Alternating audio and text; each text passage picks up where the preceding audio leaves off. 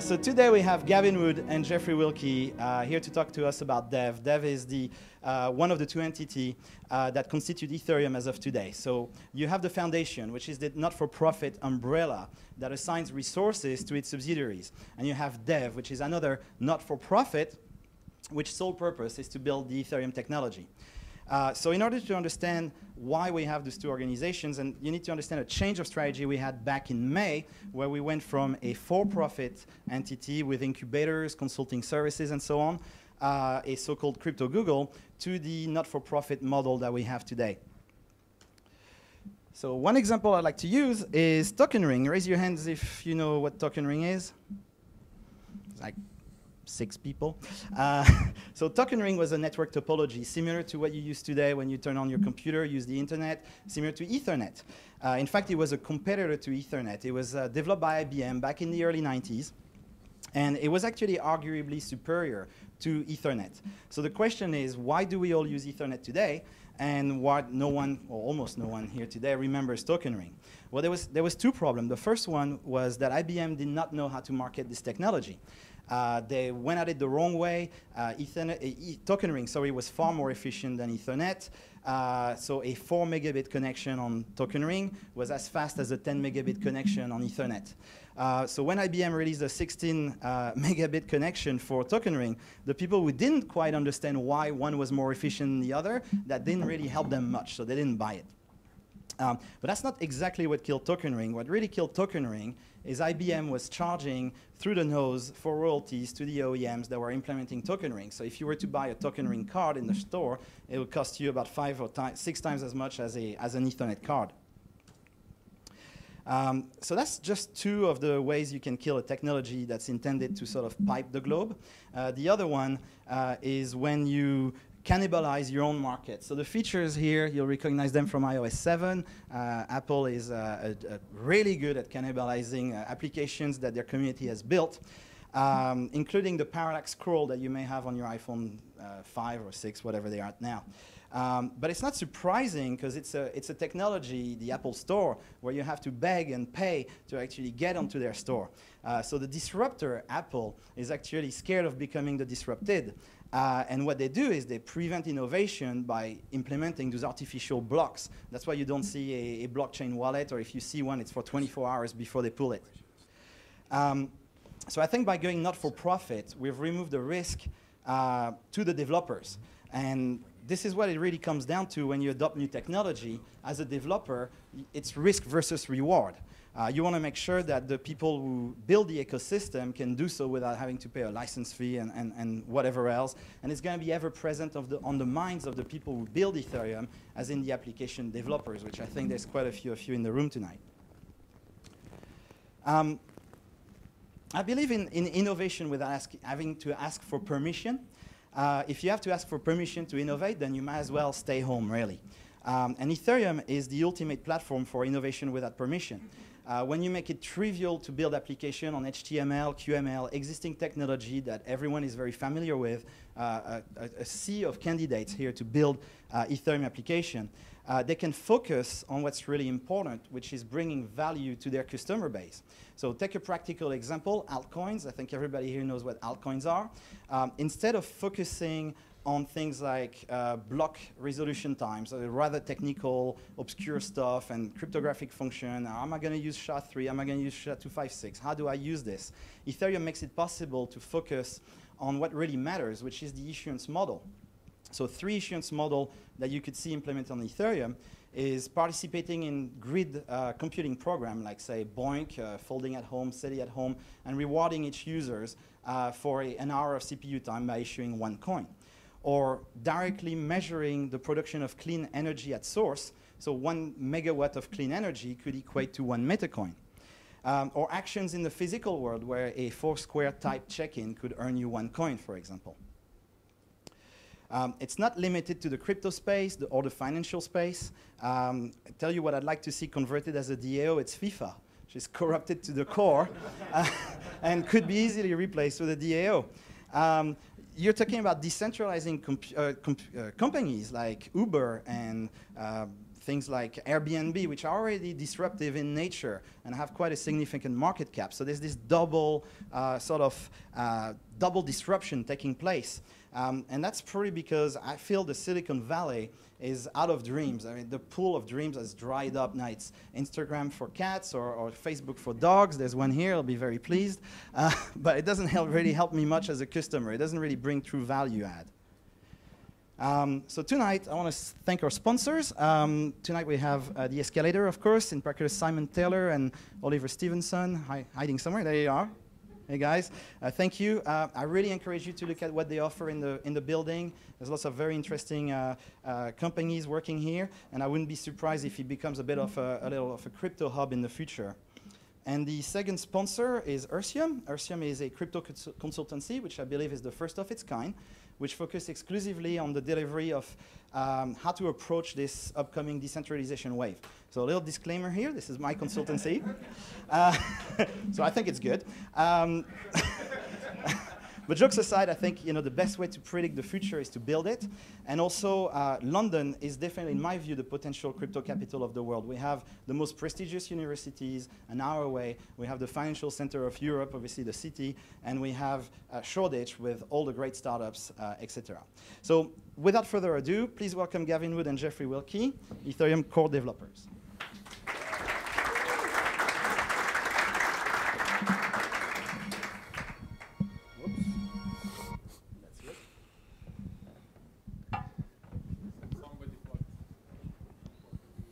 Well, thank you for the introduction, Stephan. And welcome, everybody, ladies, gentlemen, dogs. I'm just going to give a quick introduction of myself and Gavin while he's setting up. My name is Jeff. He's Gavin. Jeff and Gav. Anyway, so Ethereum and Dev. I'm going to give a small introduction from where we started. Gavin and I both started in December. We joined the team at the same time while actually not knowing of each other. We started the project in December and we met somewhere in January.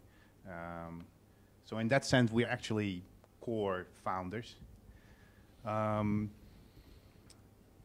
project has actually grown over the 7-8 months that we have been developing now. Has grown from something Bitcoin replacement with something extra to it to something much more. And I actually think that the communities that you see growing all over the world basically kind of prove that point. I don't know. You agree with it, probably? Yeah, definitely.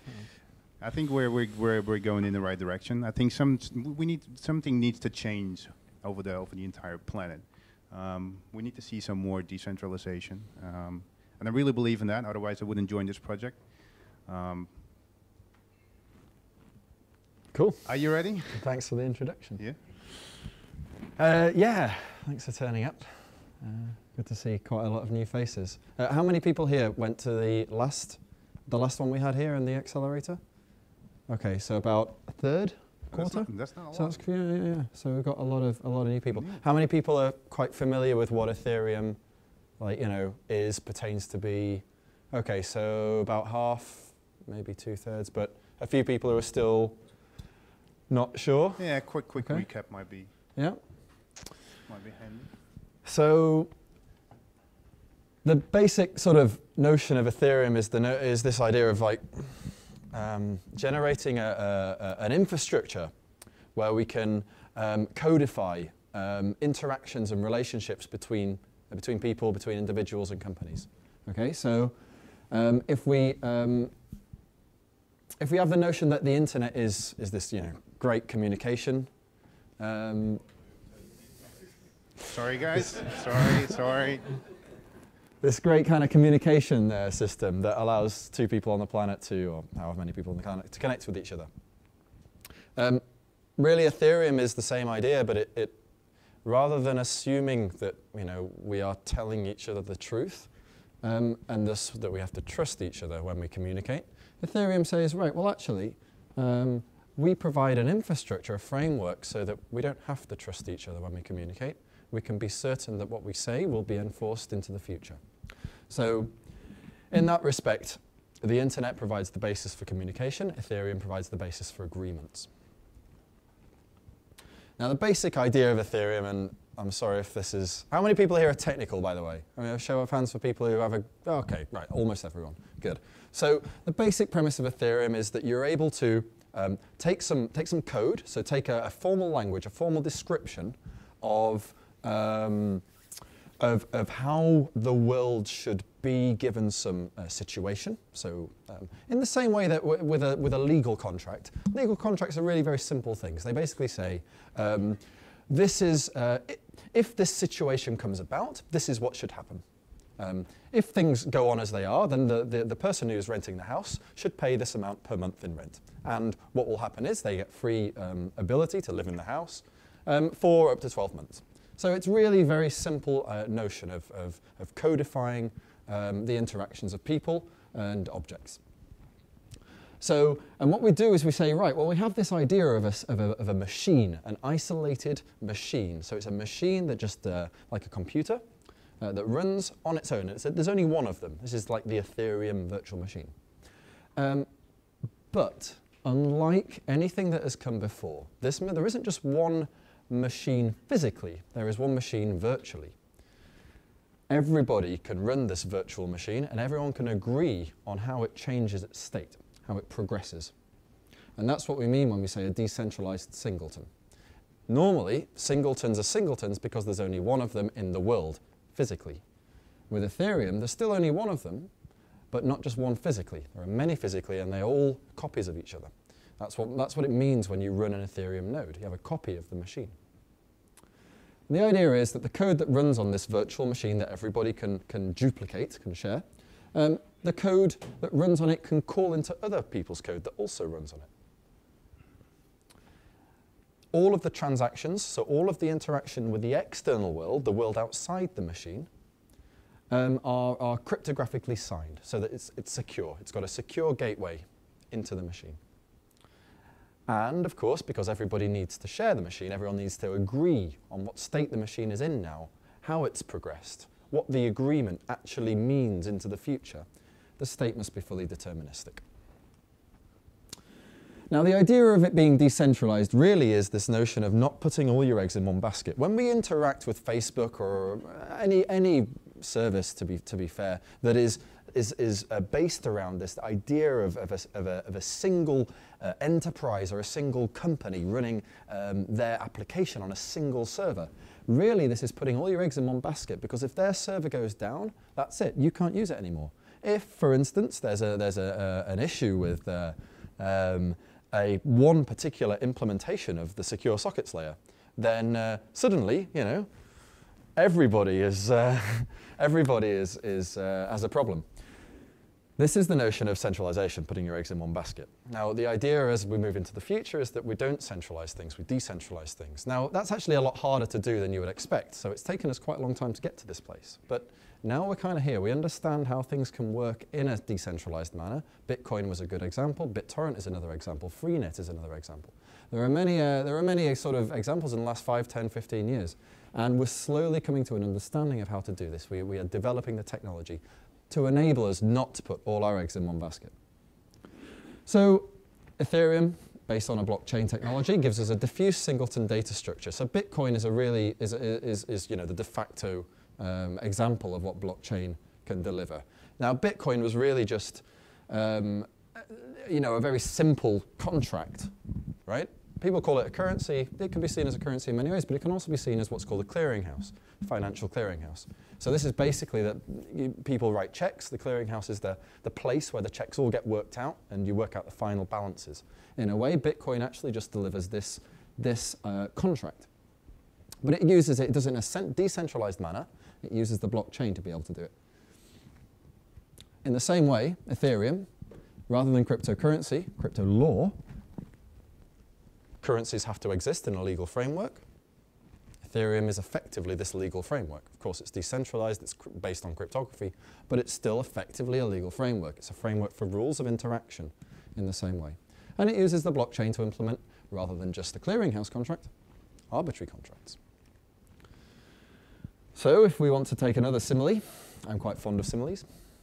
Ethereum is to Bitcoin as the iPhone is to a calculator. Bitcoin is just one example of a contract. It implements the notion of, being able to send value. Ethereum, well, you can do that if you want. You can send value, but you can also do a whole lot of other things. You can pretty much implement anything. In the same way that the iPhone, you can implement any app. There is indeed a calculator app, of course there has to be, but surprisingly enough, there are an awful lot of other apps. So Ethereum as a project is free software. You can go online, you can download the source code, you can compile it, you can run it, you can inspect it. It's commented, it's nice. People can get into it. Indeed, we've had many developers sort of coming in and having a look and contributing. There you go, github.com, Ethereum, if you want to have a look. We have a number of implementations. We actually have one of the slightly sort of more peripheral implementations here tonight. Nick Savers, who does the Java implementation. I'm responsible primarily for the C++ implementation, and Jeff for the Go implementation. So we have a number of different implementations. So going slightly more into the technicals, when I say the state of a computer system, does everybody here know what I'm talking about? Show of hands for when I say state. Okay, not very much. So when we say state, we have it's quite a formal notion in computer science. The state of a machine is all of the important information about it snapshotted at one particular point in time. So, for instance, the Bank of England holds the state of many bank accounts. Generally, they're actually the accounts with major banks rather than people, but nonetheless, it's just a bunch of numbers in effect. Now, you could consider that a state. So at the end of the day, they clear all of the checks and they work out the new account balances, and those taken together could be considered the state of the Bank of England. And the state of Ethereum is the same, but obviously a lot more pervasive, a lot more expansive. It can cover things more than just numbers in bank accounts. But nonetheless, there is a notion of a number of accounts, and the accounts have information associated with them that ultimately are boiled down to a bunch of numbers. So when we say the state of Ethereum, we just mean all of those numbers snapshotted at a single point in time that encodes all of the useful, important information about the world as Ethereum sees it. What is an account? An account has an address in the same way that when you open an account up at HSBC, you have an account number and generally a sort code in the UK, and those taken together will uniquely identify your account with that bank. In Ethereum's case, it's quite a large number. It's 160-bit, which means it's somewhere between 0 and 2 to the power 160, which is about 10 with 55 zeros on, I think. And it has associated with it a balance, as you might expect, something called a nonce, which is basically the number of transactions that you've already done, and potentially also some computer code that it can execute, and some storage. So storage is just literally a bunch of numbers. It's like information, but it's arbitrary information, not specifically a balance. It can be a balance, but it can also be other things. Lots and lots of them. Now, the latter two are actually have something in them if it's a contract. If it's not a contract, if it's just a sort of an account that is for a person, you don't need to know these. These are null. They're not there. They're zeroed out. Now you can do two things. You can send transactions. So transactions are a way to alter the state. So like in the same way that when you want to alter the state of your bank balance, when you want to send money, you write a check. So in the same way, Ethereum transactions are a bit like writing checks. checks or transactions in Ethereum, they can either send a message call or they can create a new contract. So you get one or two things. If it's creating a contract, then you give it with it a bunch of ether to endow the contract with to sort of an endowment. This is what you want to sort of initialize the amount of money you want to open this account with.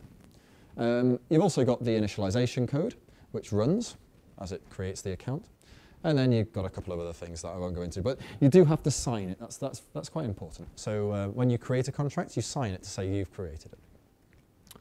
On the creation, it creates a new account, surprisingly enough, and it does it with the code that it uses the code that you've given it in order to work out what the code for the new account associated should be.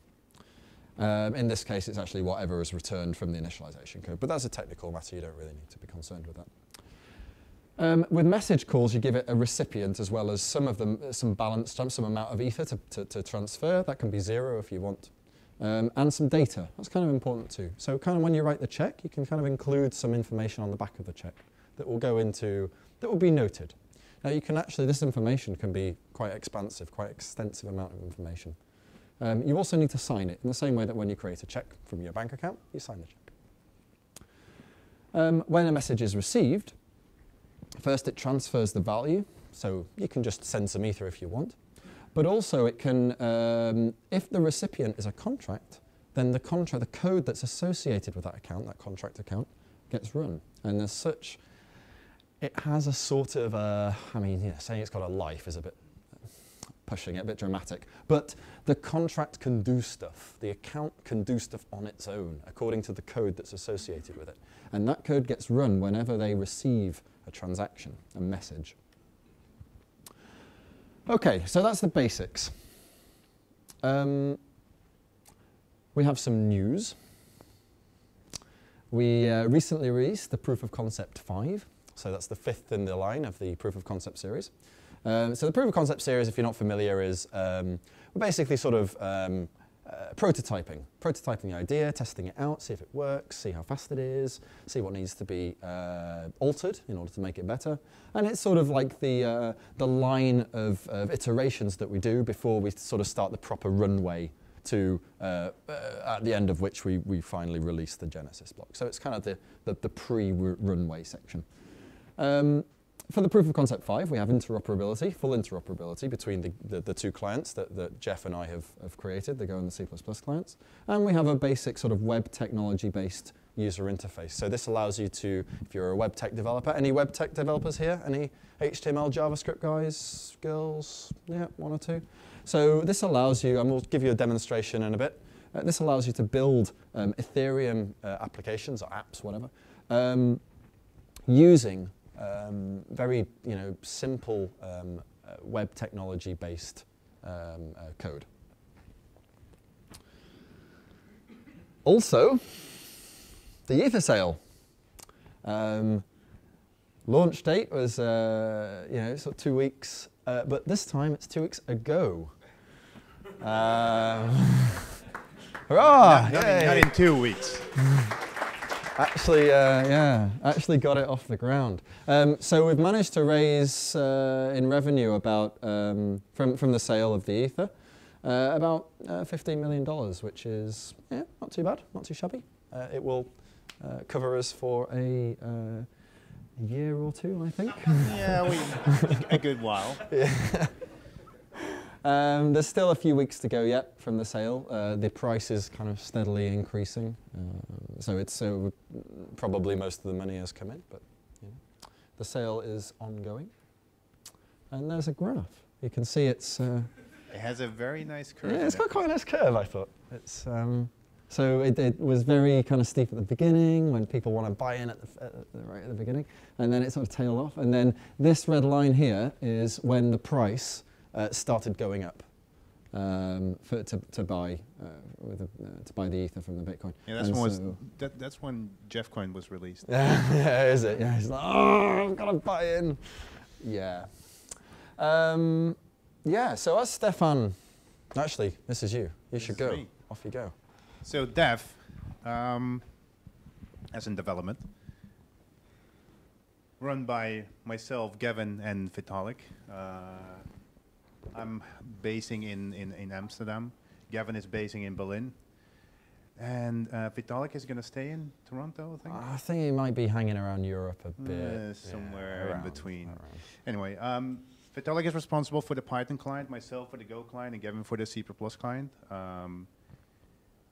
Just to get back a bit about the interoperability between the two clients, because what does it actually mean? As Gavin explained, the state of Ethereum, it's kind of a lot of mathematical functions and stuff that it does in order to derive a state. That's what it's called.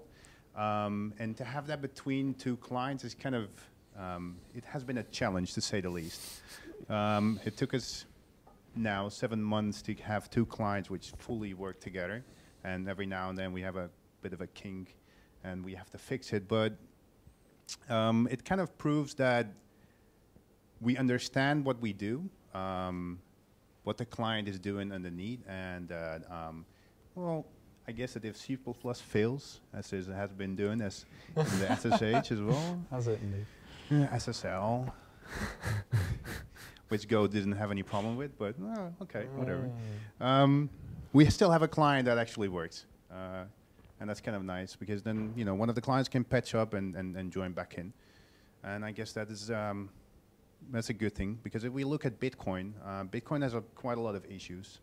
And there's bugs. So if you want to develop a new Bitcoin client, you actually have to copy all the bugs into your own client and in order to have the same state that Bitcoin has. But anyway, that's Bitcoin. Ethereum does it differently with several clients. So we are being funded currently with the funds that have been coming into Ethereum. It's being funded. So Dev has been funded by Ethereum to develop out the product. Develop out the three clients, the Python client, the Go client, and the C++ client. Gavin is going to develop the development tool, so he's going to focus mainly on developers. I'm going to focus on the actual Ether browser that we will develop, which is very much consumer-oriented. And besides the whole protocol that we will develop, we will actually also be developing Whisper and Swarm. And yeah, as I said, Berlin and Amsterdam. And as you can see, we will be hiring mainly coders because that is what Ethereum is. Ethereum is a developer platform, I guess, by developers for developers. Kind of a bit of an old thing, but it's true. It's true. Not much to say about this line. And we, so within the next 2 weeks, we will hope to scale the team a bit because currently it's just me working on the Go client, Gavin working on his client, and we hope to get more developers in both of our teams. Because I mean, we've been doing this on our own for the last 7-8 months, and we need more people. And thankfully, we have the fund for it now, so that's what we're going to do over the next coming weeks. Not 2 weeks, but somewhere winter. We hope to get the clients out before the 21st. Is it the 21st of March? The 20th. The 20th, sorry. Can I stand over here for the cameras? That's fine? That's right. Hopefully before the 20th. Yeah, so for the sixth in the proof of concept series, we've got a few interesting changes. So the first one is microchains. Now this is basically where you, a guy called Max K came up with this sort of the notion of this basic idea. It's in effect creating a very, very small blockchain that sits as the very root of the system. But this very small blockchain doesn't have any of the additional, any of the stuff that you would normally associate a blockchain with. Which is to say, it doesn't have any state progression. It doesn't handle transactions. What it does is it simply chronicles some data. Now, it can have arbitrary amounts of data put in it, and the data is what you can hang the stuff that you're really interesting, the bundles of transactions, the state progression. That's what you hang that off this microchain. Now, what that allows you to do is, in effect, it's a general way for doing merge mining. So with Bitcoin, you often merge mining is done in a kind of quite hacky way. And the idea of merge mining is basically that you have multiple other state progression frameworks, altcoins as they're often called, but they can actually be arbitrary. They can be they can be not just coins. They can be other things as well. And these hang off the main Bitcoin blockchain. With microchains, it's a very clean way of doing that. And the idea is that you have Ethereum, the Ethereum microchain, and then within that you have the sort of main Ethereum chain. But then you can also have other chains, other Ethereums, all sorts, running in that. And what this is a precursor to is actually a full scalability solution, which we're thinking about and maybe will come in later. The other thing that's a few other things with the Proof of Concept 6 series. We have the idea of asynchronous calls. So normally with a message call, the message call happens immediately. So in the same way that when a function call would normally be executed in a programming language, it gets executed immediately within the context. So nothing else happens until the function call is finished and the program carries on as it was. With asynchronous calls, what happens is that it sort of goes off onto another queue. The program carries on, and then only when it's finished does the call actually get executed. This is very useful for a couple of things. One of which is to be able to pay... I'll go into this later. Complex stuff. A couple of other things. Native contract extensions are an idea that we have for doing extensions into the Ethereum framework that will allow code that tends to get executed very often, or code that can be very easily optimized. So large amounts of code. Think, for instance, having a cryptographic function that isn't yet in existence, but at some point in the future, it's a really good function. You really want to use it. But if you actually type the code in and run it as a contract, it costs lots and lots of money. But lots of people want to do it. So then you have the idea of a native contract extension where you implement this contract. It's on the Ethereum blockchain, but you implement it in native code. And then clients get the option of either just running the virtual machine with the contract in, or running a native implementation of it. And obviously, it's cheaper for them if they run the native implementation because it takes less time for their computers to process. Therefore, they pay less in electricity bills. Therefore, they then offer cheaper service for people, and you eventually get people who use contracts that are implemented as native contracts get to pay less for their mining, for their fees. And the other thing is stateless contracts. So stateless contracts are the idea where, when I said before, you have the balance, the amount of ether that the account has in it, the nonce, the code that it runs if it gets a transaction, and also the state. Stateless contracts are like that, except they don't have the state. This is very good for doing code reuse of things like linked lists, data structures, and so on.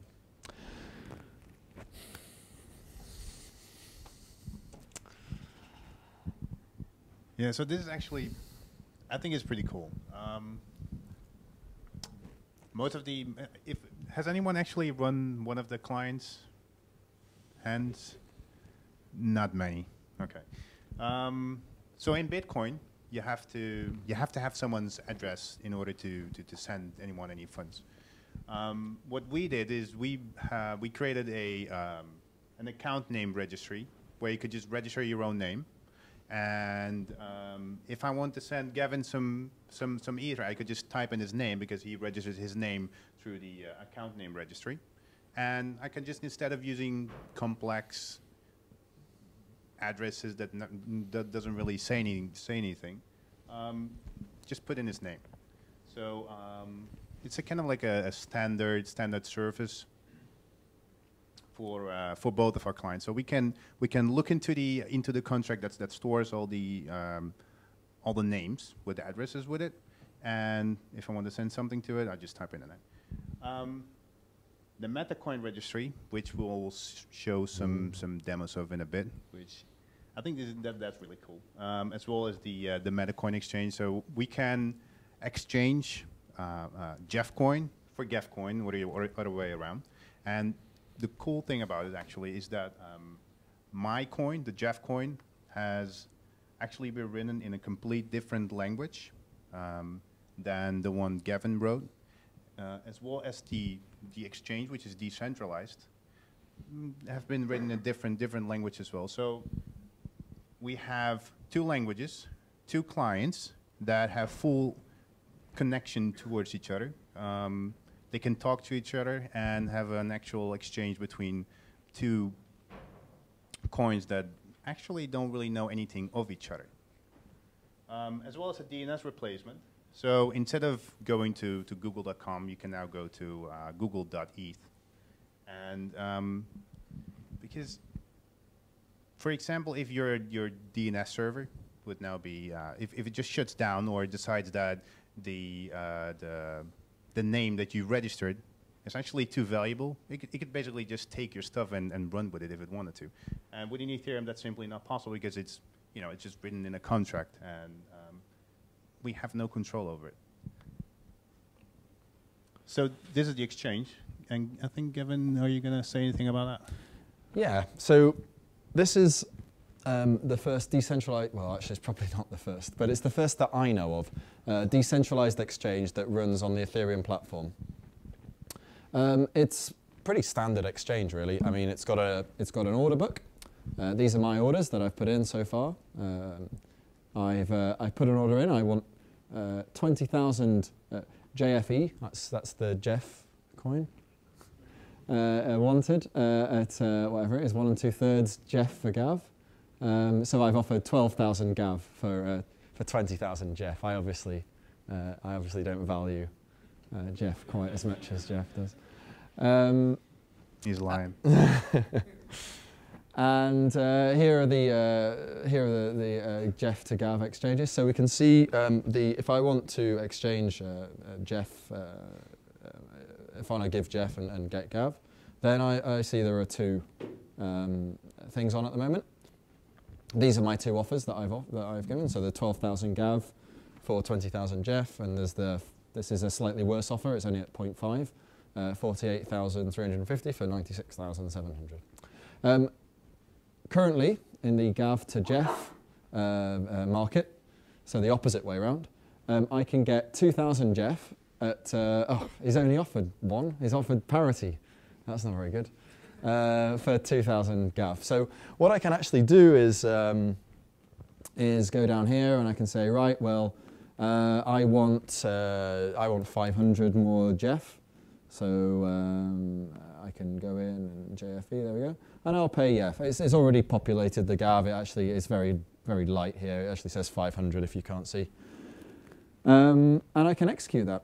And when I do this, you'll notice that actually until it mines, this won't go up.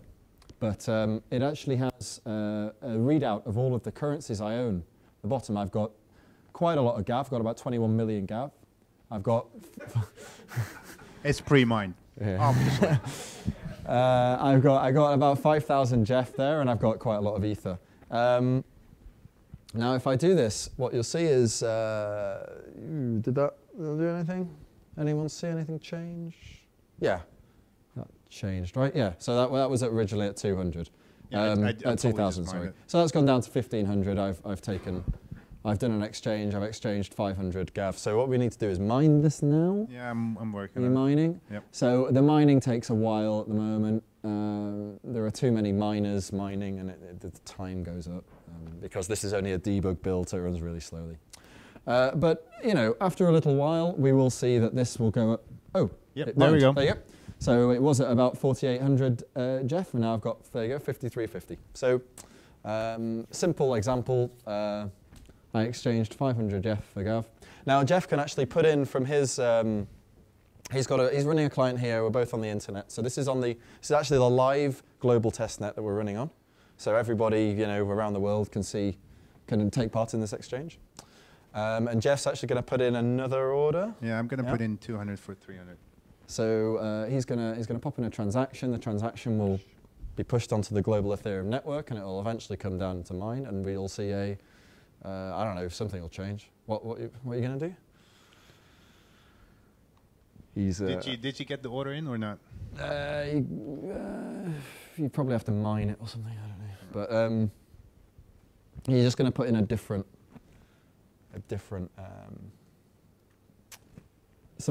rate.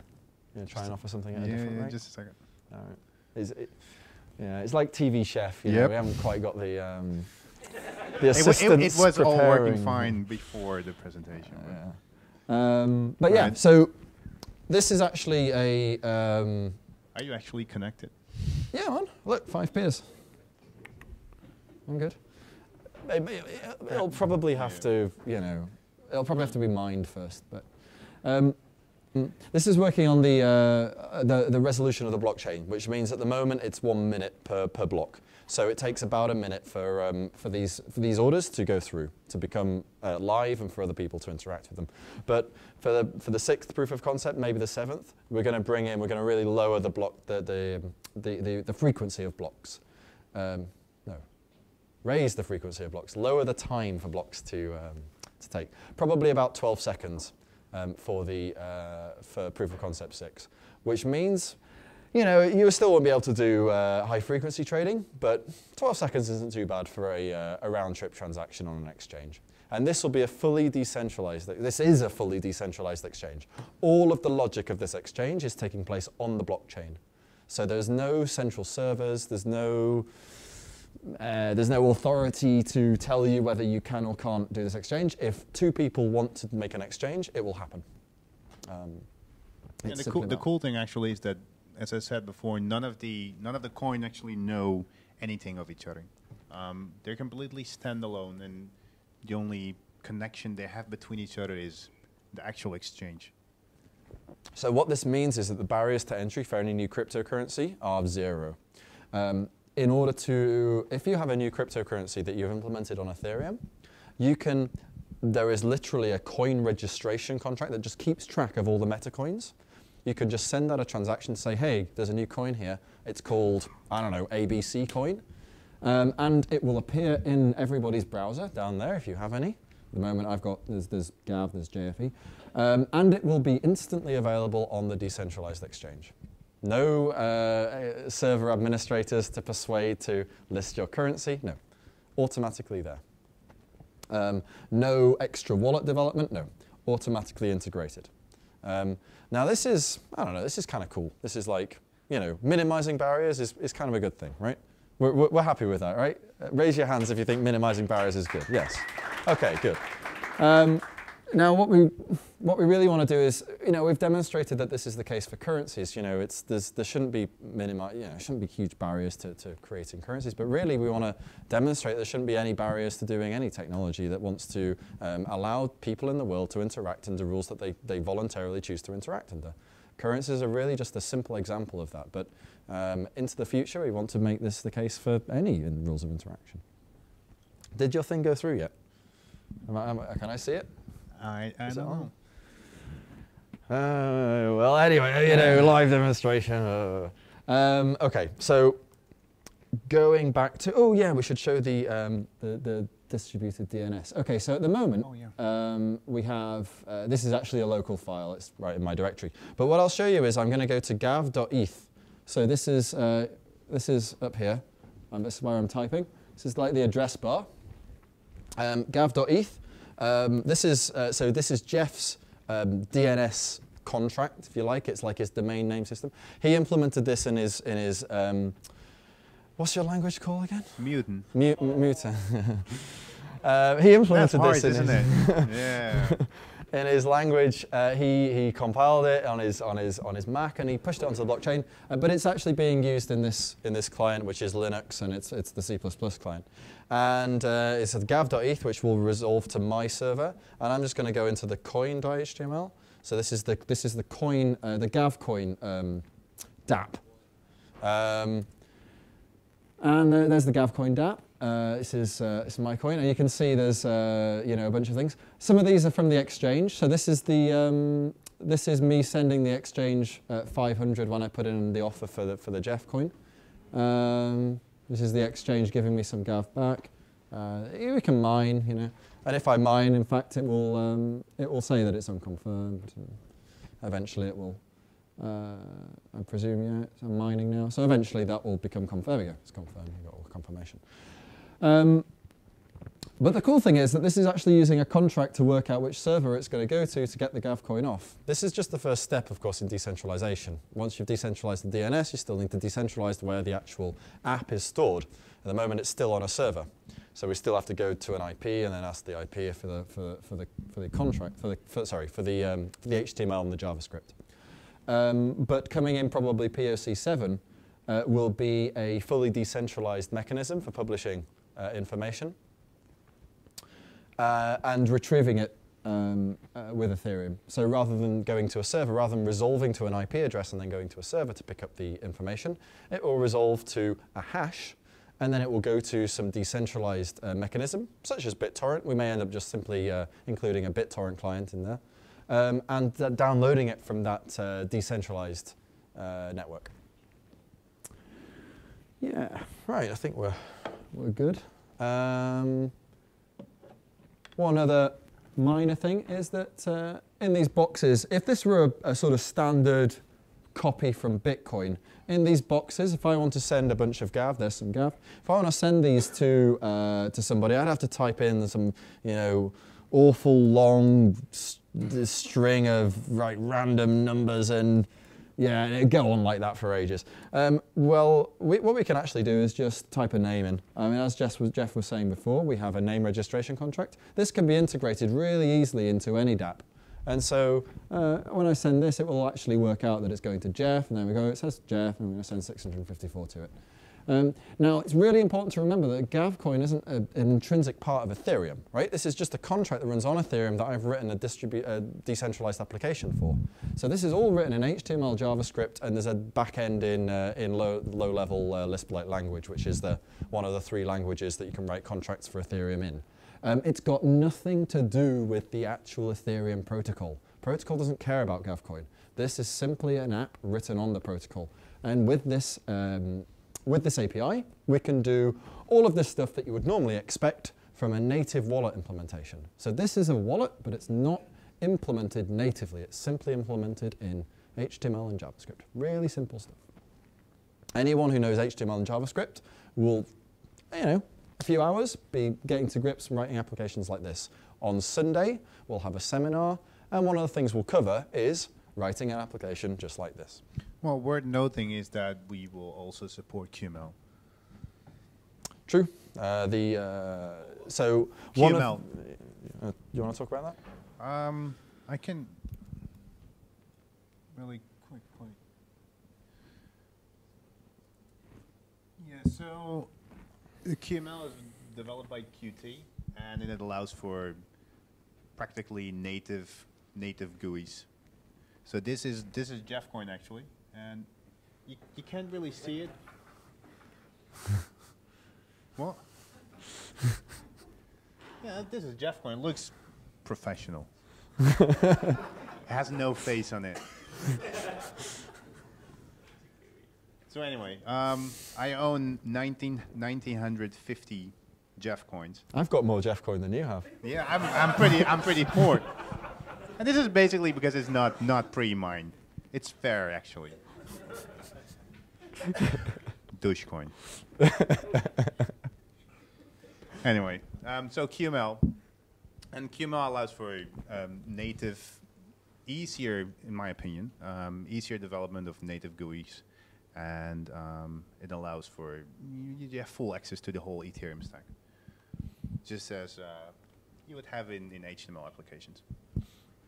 Just looks better. Yep, go for it. Awesome. Okay, so yeah, we've done a bunch of services and we've demonstrated that, yeah, it works. Oh, amazing. So just going on what's sort of coming into the future, we've got fast message filtering in C++, which means we can do applications similar to the ones that you've seen with the with a Gav coin, you can see all the transactions that have happened. We have proper callback, so you can work out, hey, you know, this aspect of the state has changed, like my account balance has gone up. That now actually works properly. If anyone has, probably no one has, but if anyone had developed on it back in the proof of concept 4 and 5 days, they didn't work so well. We have a basic Ethereum browser, which is what you just saw, and we have a bunch of back-end work going on, making the threading and network good, so it runs a bit smoother, basically. Go has also been coming on in leaps and bounds, getting better. Thankfully. You're gonna? No, you're not interested in Go. It does stuff, including it's got the QML. That is important. As I just said, yeah. Yeah. Allowing the QML, the Qt Quick UI integration. Really does sort of turbocharge the potential presentation framework. HTML and JavaScript is nice enough, but ultimately HTML was still designed to be it was still designed to be a text-based presentation system. So, you know, start at the top, go along to the right, and eventually come down and move down a line. Really, it's all based around that. Just going to seeing what pain you have to go to vertically center something, and you'll start to understand what I mean. QML was designed from the ground up to be so it's a reactive programming paradigm system, and it's based around the idea that the UI really doesn't need to be a painful thing. It really wanted to optimize a language purely for developing UIs. So this is a language where the designers can come in and actually design the UI as they want it. And the coders don't have to, you know, the sort of back-end coders, you know, they're in a dark room with no windows, don't have to be worried about what the designers in their, you know, Lamborghinis are thinking. You know, it's a really good language for the designers to do one thing, the coders do another, and yet they actually interact really well. I actually didn't even notice we were at the Go slide. And yes, as you've seen, there is Jeff has demonstrated a customized client application. So this is where there is a fundamentally different executable that uses the Ethereum backend in order to implement an application. A complete new wallet. A completely new wallet in this case. So yeah, that's about it. Are we okay for time? Yeah. If any of you are developers and kind of want to help out or whatever, then that's great. We're looking for devs. We're looking to scale up soon, as you know. In particular, I'm in Berlin. I quite like some C++ coders. So if you know any C++ coders in Berlin, or you're a C++ coder and really fancy moving to Berlin, then get in touch. Jeff, I think. Or Go, Amsterdam. Yeah, all right. Cool. Thank you.